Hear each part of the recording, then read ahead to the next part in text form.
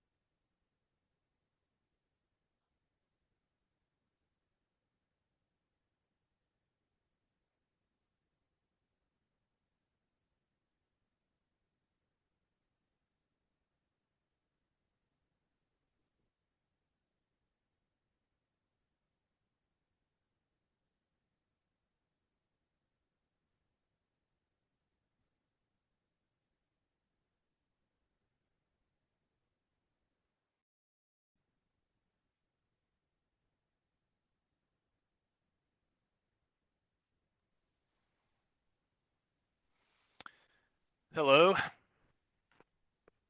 Hey Matt, how are you? I'm good. I'm good. How are you? Good. Not sure if my video is glitching. There we go. There you All are. right.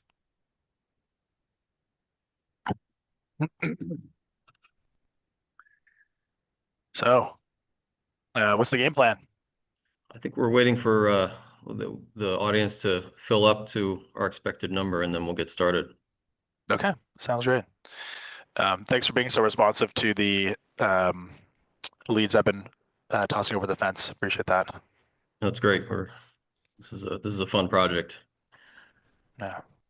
Where are you calling from today? Are you in Austin? Yeah, in Austin. This week is the Texas Nuclear Alliance Oh, conference. So there's a bunch of nuclear people in Austin right now, and we're hosting a number of tours of our factory. So it's yeah, very exciting week. Lots going cool. on. But yeah, excited for this one. Cool. And are you okay? We have a Substack that we publish our webinars on. You okay with this being published? Yep, that should be. Is it like login only, or is it publicly accessible to anyone? It's accessible. I think it's a little obscure. It's not quite like YouTube, but yeah, Yeah. you can get to it without a login if you knew where to look. Okay. Gotcha.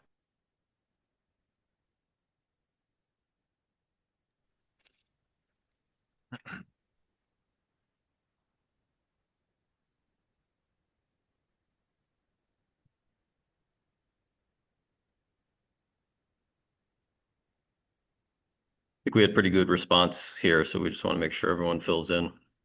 Yep. No worries. Just take the time for it.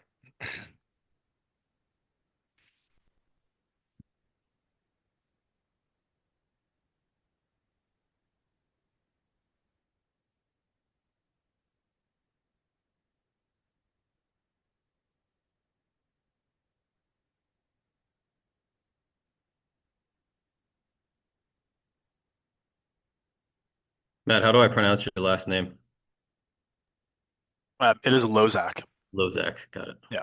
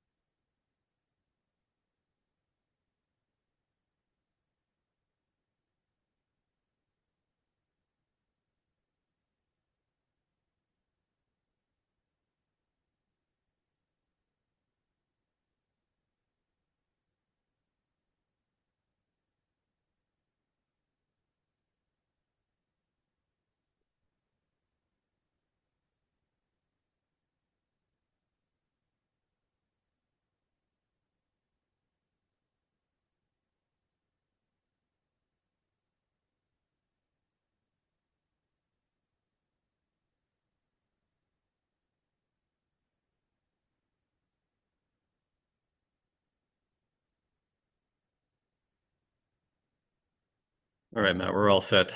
So good afternoon, everyone. Thanks for joining.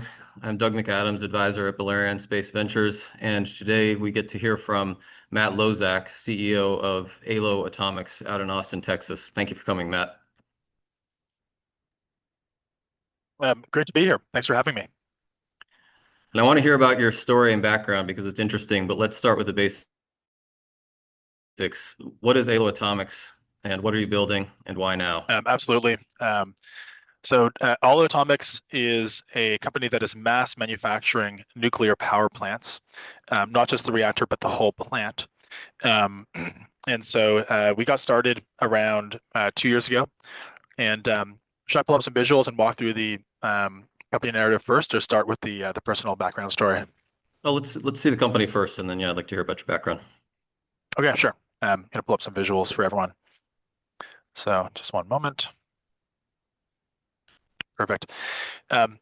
So really the key kind of thing to realize here is we are at a unprecedented time for nuclear. So there's record levels of government support, of investor support, of support from the public in the form of public acceptance, but arguably most importantly, support from the right customer, right? So AI data centers, they are presenting 40 gigawatts of demand in the US alone in the next 5 years, 100 gigawatts globally. And this level of demand is really unprecedented. So, this is like building 40 new cities worth of electricity in a 5-year period in the US. And the last time that happened was never. So this is really an incredible moment in time. And the kind of second aspect that makes this very unique is these customers have a very high willingness to pay. So what they're prioritizing is speed. Clean and baseload is important as well, but speed is kind of priority number one. And so as a result, really, it's a flat out race. There's a lot of nuclear companies that have been around for even a few months, some that have been around for 10 or 20 years. But we at Aalo are very proud of our speed. So what I usually like to highlight here is around 2 years ago, I think just under 2 years ago, we were a two-person company. And today we are 100 people. So the photo is a bit outdated. It's from a few quarters ago. And within a 6-month period, we built out a 40,000 square foot pilot factory space and a full-scale non-nuclear prototype. So here's the fuel assembly. I think it looks pretty beautiful. This is the inside of the assembly. There's the finished first fuel assembly with dummy fuel rods. Control rods would go here. Liquid metal flows to the bottom. It flows through these cracks. Here's the first reactor vessel. It's also my Zoom background.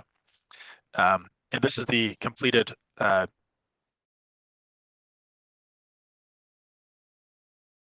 so everything on the right gets inserted into the vessel on the left, along with 40,000 pounds of sodium.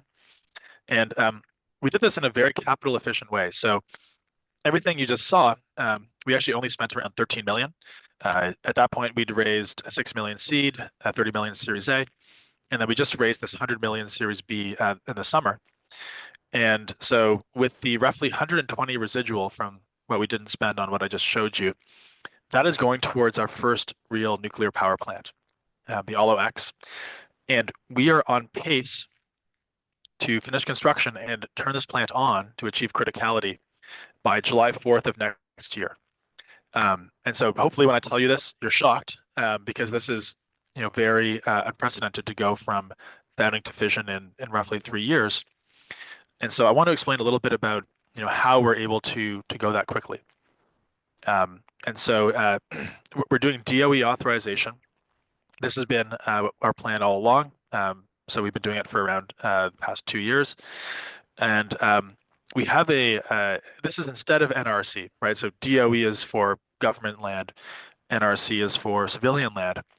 And the DOE is kind of a more streamlined pathway.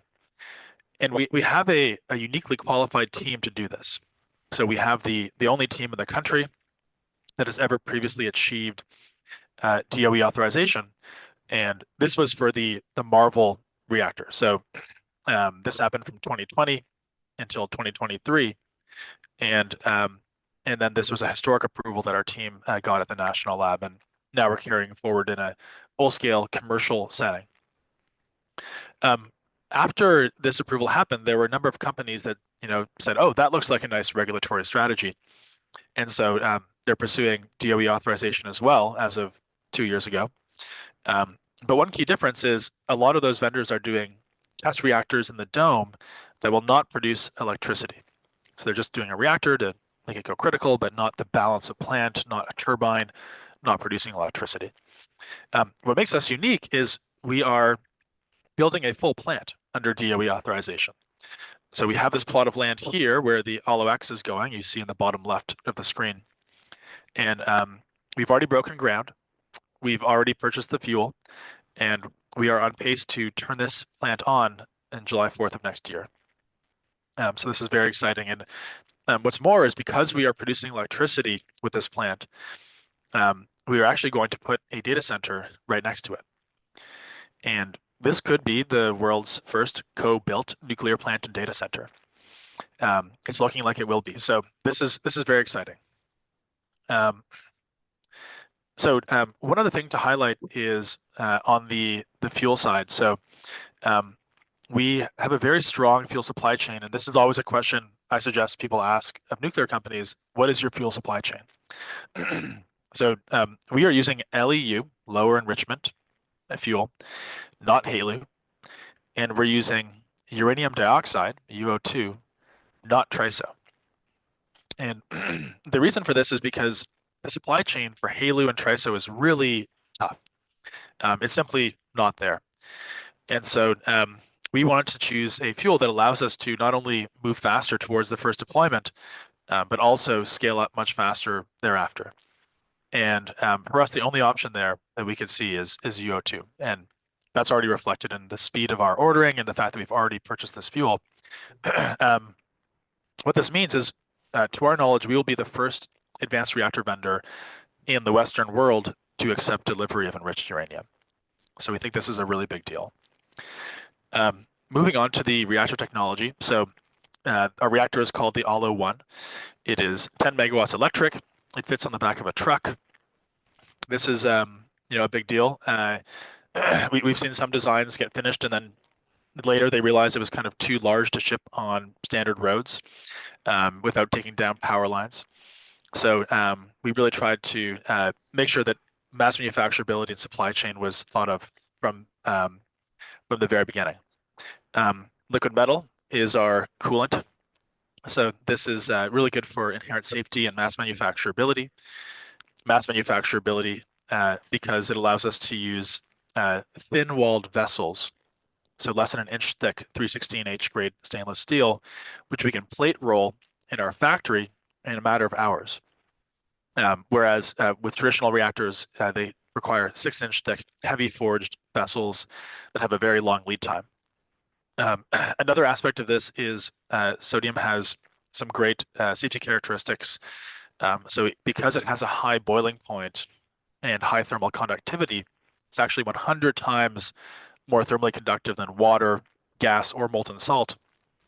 It allows you to have this kind of walkaway safety characteristic where in a shutdown scenario, you can avoid something like Fukushima, where even when the reactor's shut down, it's still producing decay heat. And with a traditional reactor, you need backup power to keep the coolant circulating. With our reactor, you do not need backup power. You can actually naturally circulate coolant, keeping the core cool in a shutdown scenario. So liquid safety, mass manufacturability, and UO2 we already talked about is really good for supply chain reasons. But the reactor is not the product. Product is the overall power plant, and that is called the Aalo Pod. So this product is a 5-reactor, 1-turbine configuration. So here you see what it looks like on the left.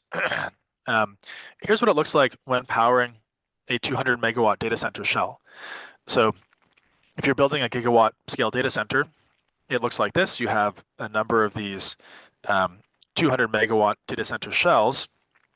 Each one is powered by 4 pods. So at gigawatt scale, it looks like this. You have multiple pods powering each shell.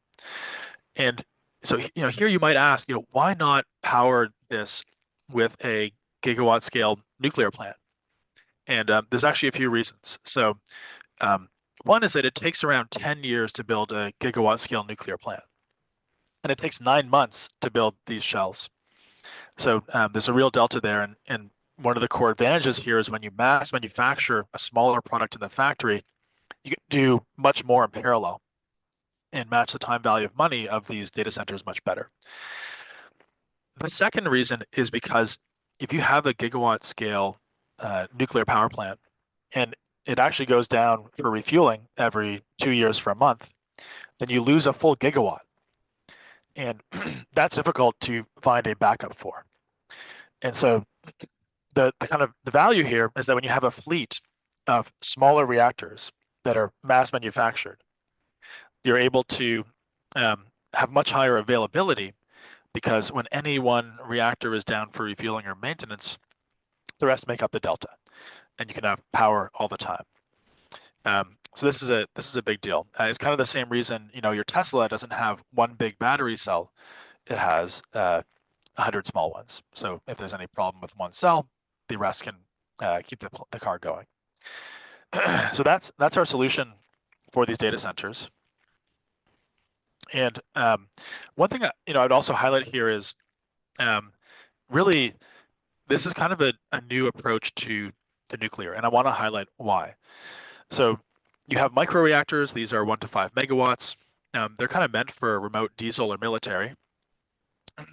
Their LCOE is 20 to 40 cents a kilowatt hour, which is expensive, but that's okay because their target market is remote diesel.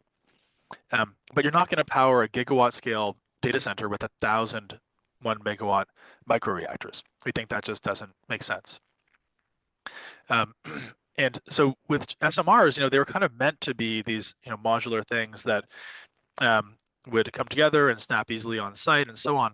But that's not what we're seeing. We're often seeing vendors take their existing designs and kind of scale it down, and it ends up being more concrete per megawatt than any other reactor design. But more importantly, I want to highlight the difference in the way the supply chain comes together.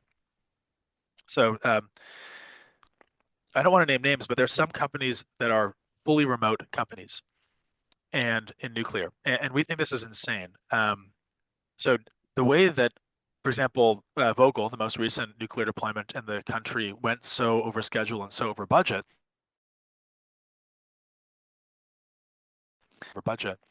was because the main designer worked with dozens of different supply chain factories.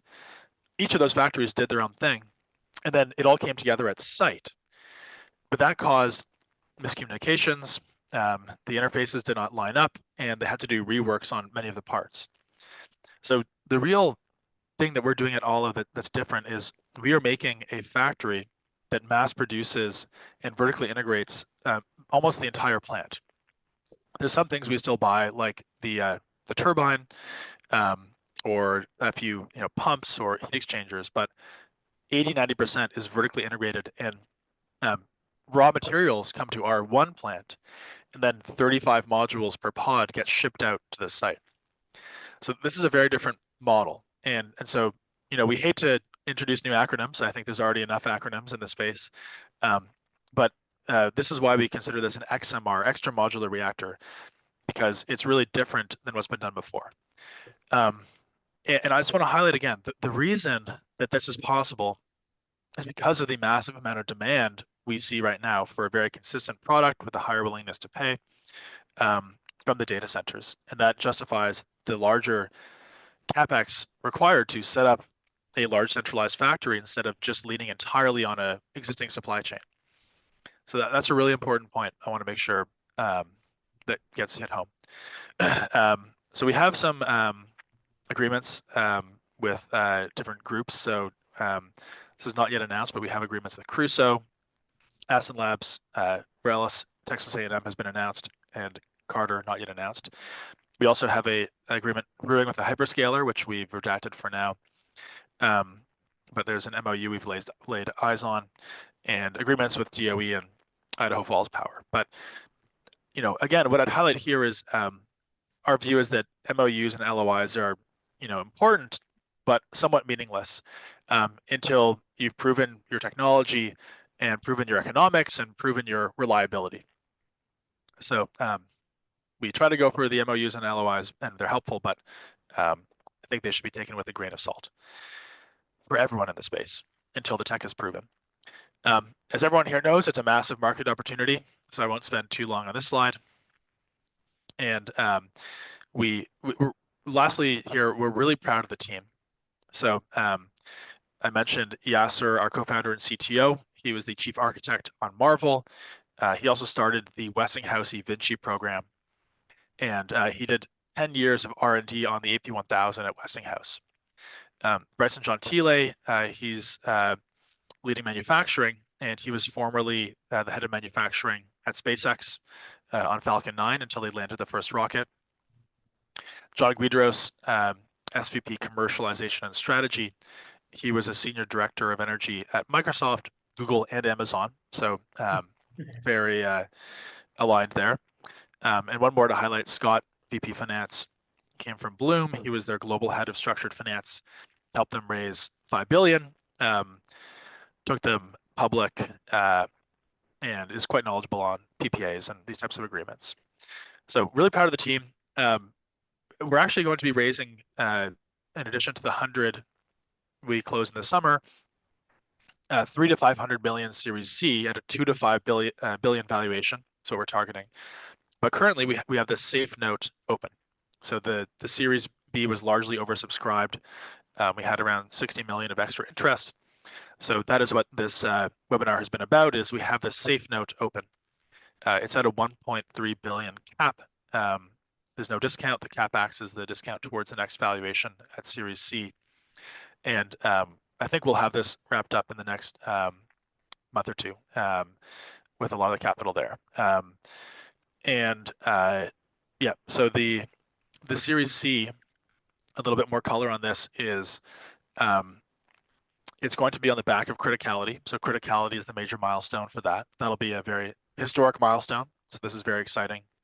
And the use of funds for the safe is to go towards long lead procurement on some items that will help us keep momentum going beyond zero power criticality into full power operation. And the Series C is going towards two very exciting things. So one is half is going towards the setup of our gigawatt factory, which will be 20 times the size of this 40,000 square foot factory, pilot factory you see behind me. And the second half is of the Series C is going towards the project equity portion of the first commercial pod. So it'll be a mixture of debt, tax equity, and holdco equity. And we'll see the ratio when things shake out. So that's the overview. Yeah, maybe Doug, let me know what I should get into next. I think that's great. You covered everything, and there's a few points in there that I think are worth highlighting and discussing in more detail. And then we're starting to get a trickle in of audience questions as well that we'll ask you. So first of all, the speed of your progress that you started with. When one way to look at a company building reactors is 4 steps. You have a design, you have a non-nuclear prototype, a nuclear prototype, and then you've got a product. Sometimes you could spend years and years and hundreds of millions of dollars just doing steps 1 and 2. And what you've described here is really getting through steps 1 and 2 in the 2 years since founding, and then with a plan for step 3 next year with your partnership with INL. Yep. And so you've decided to target, which makes sense. You made this case. You decided to target data centers as your first customer, because I think that's where this kind of acceleration and demand for power is going to be. Our models are showing a doubling or tripling of grid demand in the next several years, driven by AI and data centers. And how does that work? Comparing your product manufactured in a factory and shipped as these individual units that get built into pods, and you can scale it to the size you want. Did you need municipal approval, like if you were building a coal plant or something, or how does that work if you sell it to a company to give them power? So if you're building nuclear plants in the US, there's 2 main parts of permitting or regulatory. So there's federal regulatory, and this can be DOE or NRC. DOE is either for government land or for defense critical electric infrastructure. That's a new thing as of the past few months. It's very exciting. It allows you to deploy at gigawatt scale um, commercially under DOE authorization, so long as your plant is servicing the country essentially in its um, almost wartime effort and not losing to China and Russia on AI and nuclear. Hmm. NRC is for any other civilian land under normal circumstances. And then, so that's the federal regulatory regime. And then you have the environmental regulatory regime, so NEPA. And there's, traditionally you would do an environmental impact statement that might take a few years, but now there's a few new pathways that can really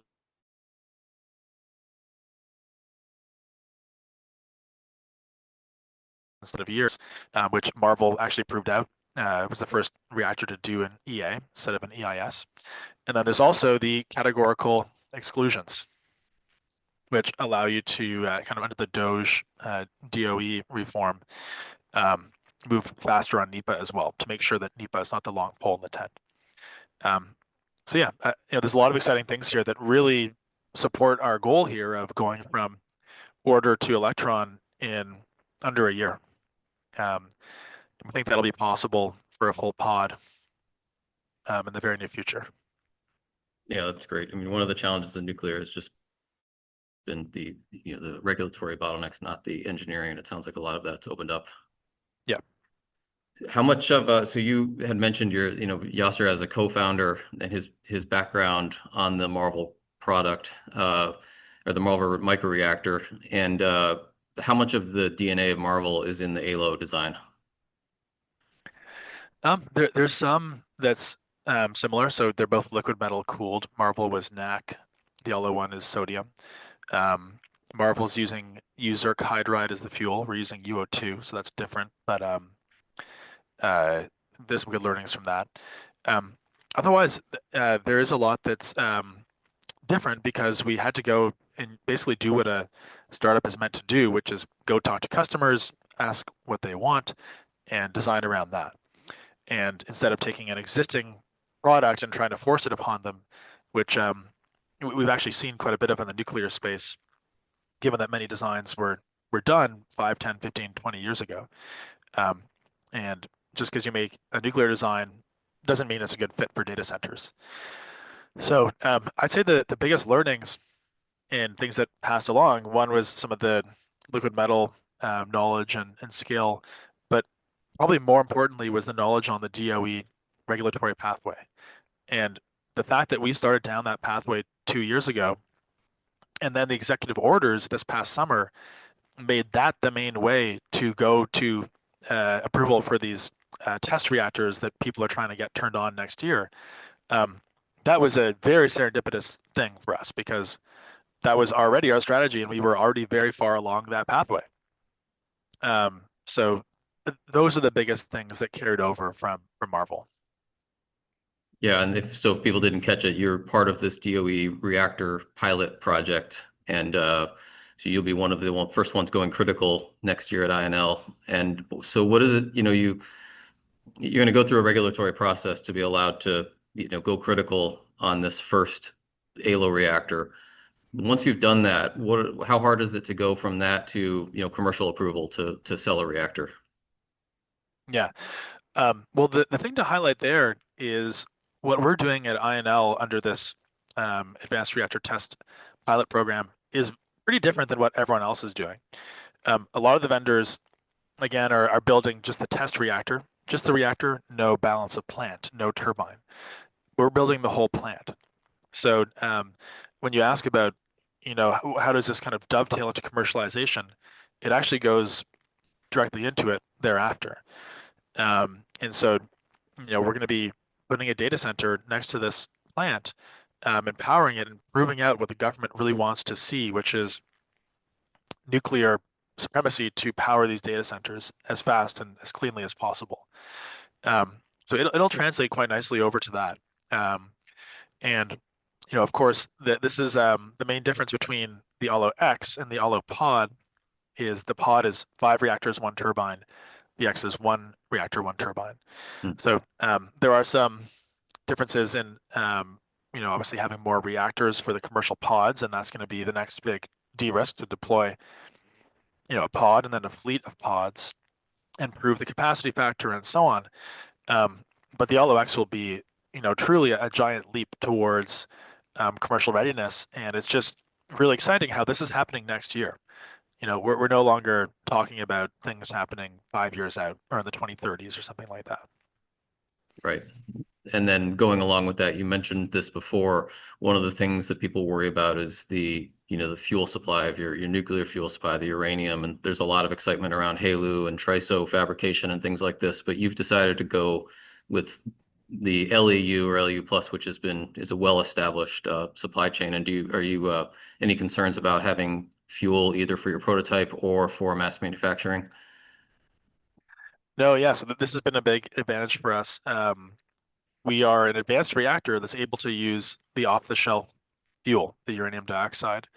And so right now what we're seeing is the government has been very supportive to a lot of the companies who have chosen to use HALEU or TRISO, and the government's able to somewhat wave a magic wand and get a bit of capacity of HALEU or TRISO for a test reactor.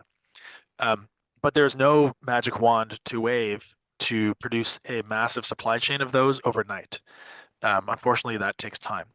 So the big thing here is right now the supply chain for UO2 is very strong, and we can therefore not only get our first fuel very quickly.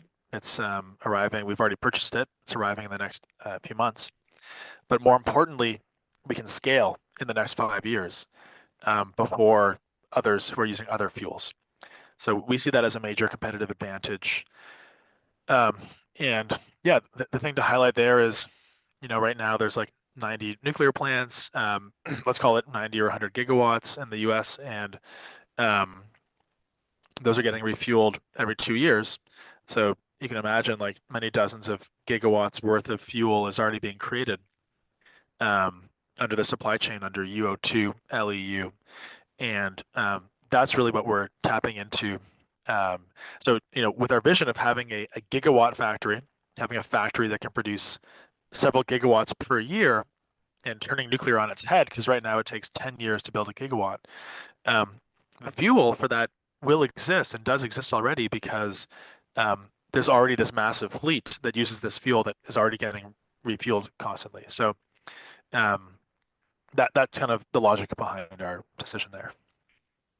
Right, and that kind of dovetails with the other part of this, which is there's all this excitement around new nuclear, and part of that's the nuclear technology, which is established, but part of it is the idea that you're going to be able to deploy this much faster and mass manufacture it. And I know Elon Musk has talked about how sometimes the scaling of manufacturing is a more difficult engineering problem than making the original product itself. And how is your design and your approach addressing that part of being able to get to the next step of mass manufacturing these? Right. Yeah, I mean, we totally agree. And that's why really we spend kind of half our time on the factory and half our time on plant design. These are two massive efforts, and they're essentially like two products. The factory is a product, and the pod is the product. So, we're representing this by putting our money where our mouth is, and half of the allocation of time and resources and capital does go towards the factory, and we expect that to continue. So with the Series C, as I mentioned, half is for the first pod deployment and half is for the first gigawatt factory, which will be 20 times the size of what you see behind me. And yeah, I mean, we believe that other vendors kind of have this a bit backwards because many people are saying, oh, well, let's just go get our first plant built and then we'll worry about the factory. And we think that's super flawed because, A, it's going to take them 5 to 7 years to get their first plant built anyway. And B, at that point, if they try to mass manufacture the thing, it'll change their design and they might have to get it relicensed. So in our view, you got to take a big swing at this, raise a lot of money and finance and research the factory at the same time as the the plant, the pod itself, and develop those hand in hand. We think that's the only way. And again, I mentioned this before. I want to highlight it. Um, in the past, it wasn't really possible to access enough capital to finance a gigawatt factory for nuclear because the demand wasn't there and the capital wasn't there, and the willingness to pay a premium as you come down the cost curve wasn't there. But now that is all there. So this is our window in time to get this factory set up, come down the cost curve, and then we will have this holy grail energy product that is predictable, clean, baseload, economical, doesn't require the sun or the wind or fast-moving water or a magma pocket, works at any longitude and latitude, uses 1% of the land of renewables. Um, so, you know, it's really special. Like if we go talk to a small utility, municipal utility, and say, hey, our initial cost will be 10 to 20 cents, but eventually we'll be below 10. They say, oh, come back and talk to us when we're below 10. So this moment in time with the data centers allows us to come down that cost curve, and it opens up all these other markets thereafter. Small utilities, large utilities, desalination, industrial process heat, data centers, you name it. So we're really excited because there hasn't been a moment like this in 70 years, if Yeah, ever. amazing. This is the nuclear renaissance, and you guys are right in it. So I guess it goes without saying, but the design that you ended up settling on, I guess this had mass manufacturing in mind. You already addressed the fact of using LEU because just there's an established supply chain, and so fuel wouldn't be as much of a bottleneck risk. Then you've got the graphite moderator, you have the sodium coolant, and then you have the turbines. Is there any other bottlenecks or anything you're concerned about in terms of being able to get that to be mass manufacturable? Um, we have no immediate pressing major concerns on this front. Now, obviously, as we scale and reach new milestones of scale, different parts of the supply chain might become bottlenecks, but these are largely massive scales at which they'd become bottlenecks. So the fuel we talked about, turbines. We just had a meeting actually just now with one of our suppliers, and they don't foresee any issue in helping to supply at least a gigawatt worth of turbines for pods by 2030 per year, gigawatt per year. And sodium is a very abundant element. It's very early in the periodic table. And mostly the rest of the product is stainless steel. We integrate and manufacture that in the factory.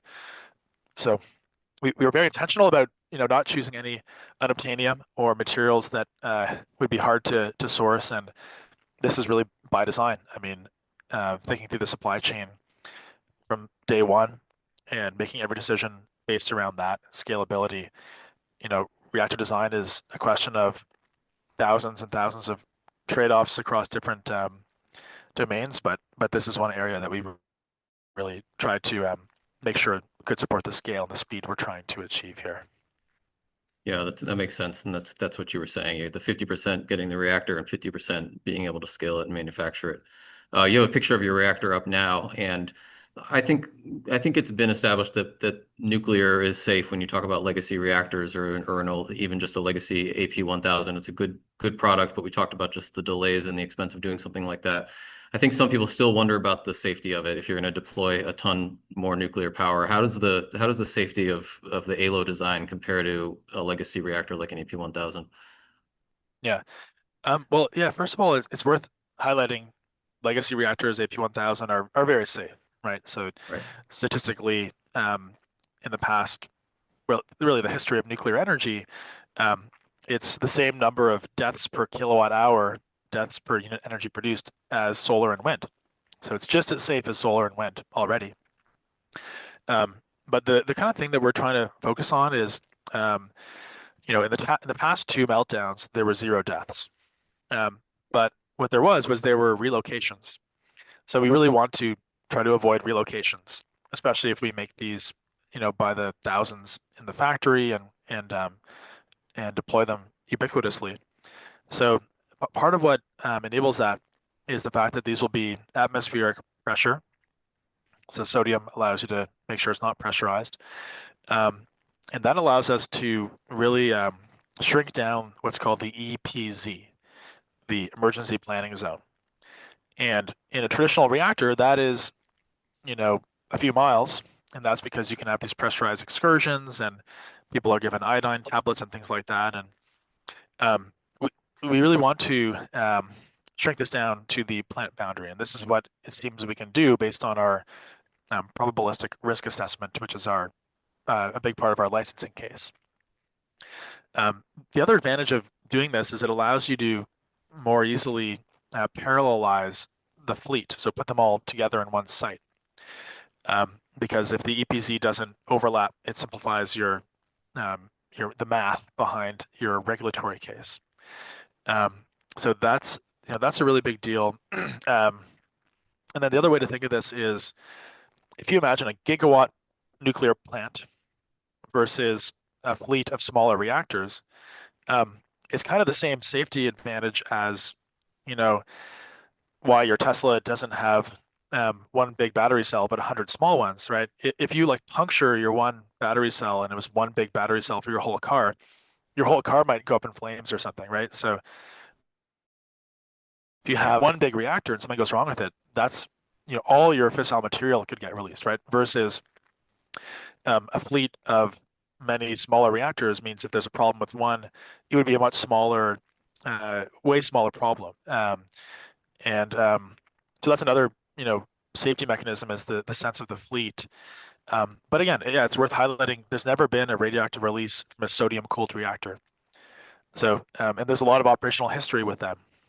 So there are challenges with sodium, but they're more operational challenges, capacity factor challenges. And to us, those are engineering challenges. That's like landing a rocket. It's solvable with the right engineering. Yeah. Yeah, that's great. And it's cool because it's the safety benefit of the fleet model, like you said, because you're so much less vulnerable to a single point of failure. And then also just day to day for your maintenance, you can do it little by little without shutting the whole plant down. Yeah. That's cool. What made you, you were talking about this moment that we have, this nuclear renaissance, and you do have an engineering startup background, but what made you kind of make the jump into the nuclear industry 2 years ago? How'd you see this coming? Yeah, so my personal story of how I first got interested in nuclear kind of starts when I was growing up in Ontario in Canada. And I originally had pretty bad asthma, breathing attacks, because we had a lot of coal power plants at the time, and we had around 52 smog days per year. But fortunately, the government decided to turn off those coal plants, and we went all in on nuclear. And lo and behold, smog days went to zero, and my asthma went away. And I thought, my God, nuclear is incredible. So I studied nuclear in university. It was an engineering physics program. And I also did a few businesses in the summers. So I got interested in entrepreneurship as well. And when I graduated, I thought, hey, maybe I could start a nuclear company. But Fukushima had just happened. So I was like, maybe not the best time to start a nuclear company. But instead, I taught myself to code, Googling how do you build an app, how do you build a website, and did 2 software startups. The first one got a lot of users, didn't make as much money. The second one had a better business model, and it was essentially HR payroll benefit software. We processed $10 billion of Canadian payroll, sold the company for around 150 million. But yeah, in 2021 or 2022, the time felt right to start the nuclear company. And even then, it wasn't quite obvious because at that point, we were still shutting down gigawatt scale nuclear plants. And I was like, what are the odds that a startup can have success if we can't even keep multi-billion-dollar paid-off assets alive in nuclear? But it just felt too meaningful not to do. I think nuclear is the most misunderstood technology that I've ever come across. And I think there's a huge delta between public perception and all the realities of it. And I like to say there's 2 types of people in the world. There's people who love nuclear and people who haven't looked closely at it yet. So yeah, I just dove right back in and kind of reacquainted with the space after my hiatus in software. And My co-founder and I met. He was around the 100th person I met when I was re-injecting into space, and he and I really hit it off. We had a very similar vision for what nuclear should become, similar values, very complementary skill set, um, and so yeah, the rest has been history. Yeah, that's a great story.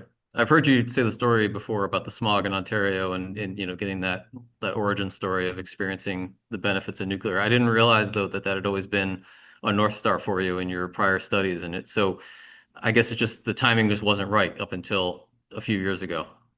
Yeah, yeah. I kind of like to say, startup success is kind of like surfing. There has to be a wave, but you also have to know how to surf. And so, I kind of learned how to surf with my software companies and the wave. I was keeping an eye on the wave, and I mean now there's like a tsunami of nuclear interest, and I think there's never been a better time than now to pull this off. Yeah, that makes sense. And how did you end up meeting Yasser? Were you in an exploratory phase at that point, thinking you wanted to get into nuclear and do something?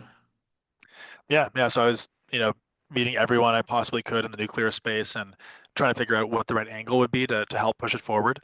I'd actually even done, I didn't elaborate on this, but I actually started and sold an AI related company, back in the past 15 years, and it was small, but it was actually with one of the co-authors of the Attention is All You Need paper, which led to LLMs and so on. And he and I used to chat about these things, and when Yasser and I were getting all those started, data centers were on the radar. GPT-3 was on the radar. Um, and so we had a matrix of possible initial markets, and data centers were on there. But very rapidly, it became clear that this had to be the main primary initial go to market, right? It's very analogous to like Amazon and books. Like books were such a genius intro market for Amazon because there's so many SKUs, and any one physical bookstore can't have all those SKUs, but a centralized digital bookstore can. Yeah. And so it's a better product for that market, and they use that as their wedge. And I think it'll be very similar for us. Data centers are great for us, and we're great for data centers. And it's an incredible wedge market, but it's just the beginning. Um, so Yeah. There's a yeah, huge pull with the data centers. That makes sense. Do you think public perception is good on nuclear? Do you have a sense of that now? well, I think it is probably at all-time highs, but I think it still has room to grow. I think there are still a lot of misperceptions about the risks. For example, nuclear waste really is a non-issue. It's very easy to store. Most of the energy content is still in there. We should be recycling it and using it, not burying it beneath a mountain. That's insane. So there's things like that. And then meltdowns, of course, it's both the technology has to get better. It already has, Chernobyl, there was no containment dome. So it's like, let's put, containment on these things. But at the same time, there's still misperceptions on the risks of radiation. It's kind of perceived to be uniquely dangerous, and it's really not. There's lots of different things that are dangerous in the world. For example, right now there's 2 million people per year who die early in their 70s and 80s from oil and gas PM 2.5 particles in the air, right? And Yeah. nuclear, actually, in Chernobyl, there were 45 firemen who died, and then around 10,000 early deaths in their 70s and 80s from that radiation. So we're comparing, and yet Chernobyl has these scary documentaries with scary music.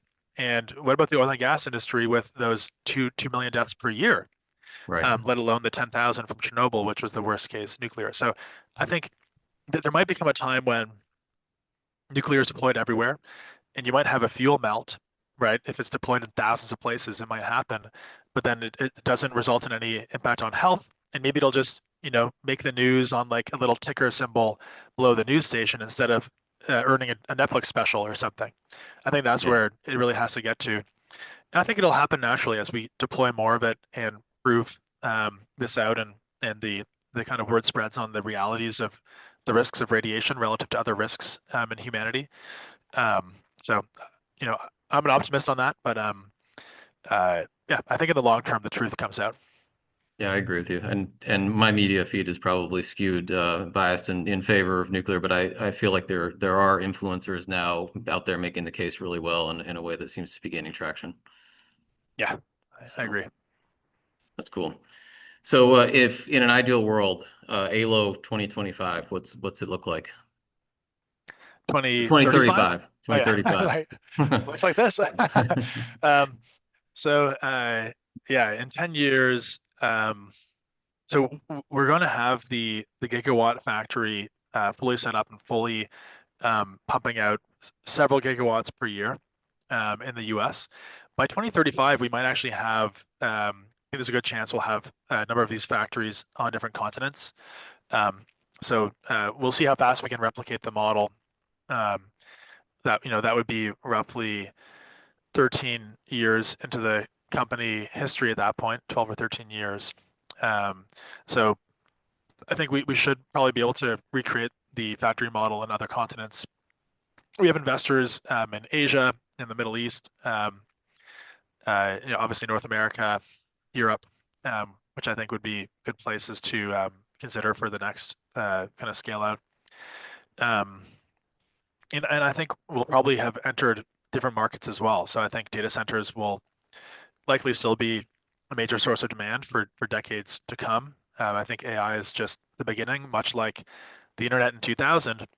It might have been, bubbly aspects, but if you look at a chart of internet usage, you can't even see the bubble, right? It just keeps going up and up and up.